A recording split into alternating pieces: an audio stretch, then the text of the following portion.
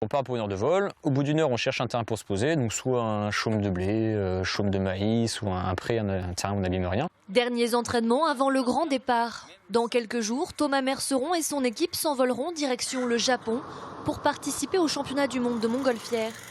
En attendant le grand jour, Thomas reprend la main sur ses outils de navigation et profite de la simplicité des vols passagers.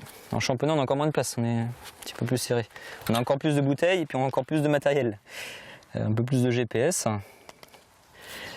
Donc là, j'emmène justement en préparation pour les championnats. Donc je ramène le matériel que j'utilise en championnat. D'habitude, en vol classique, je l'utilise pas.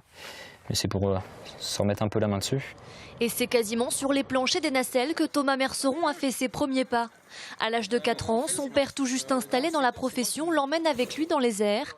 Le début d'une grande passion qu'il partage depuis toujours en famille. Mon père fait du ballon, ma maman fait du ballon, mon petit frère pilote aussi, mon grand frère, lui, il manque juste la théorie, mais bon, à piloter, il n'y aurait pas de problème. Donc en gros, on est tous à baigner dans le ballon. Le plaisir, la passion, c'est le calme.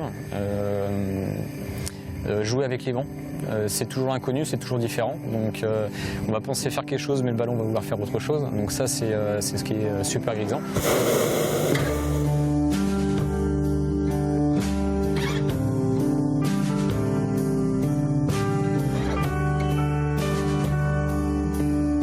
Au Japon, on y va, j'y vais avec mes 2 frères, donc ils sont toujours là en équipe de France, et puis mon père qui va venir avec nous pour faire tout ce qui est prévision météo et stratégie au sol.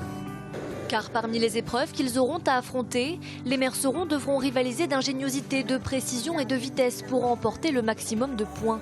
Et si leur grande force reste leur équipe familiale, ils sont aussi très fiers de concourir sous les couleurs de la Vendée. Le fait de représenter la France avec un ballon couleur de la Vendée, c'est juste énorme, encore plus le sourire.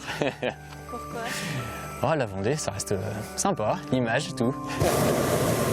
Du 28 au 7 novembre prochain, Thomas et sa famille tenteront donc de décrocher le titre de champion du monde de montgolfière. Une belle aventure à suivre notamment sur les réseaux sociaux.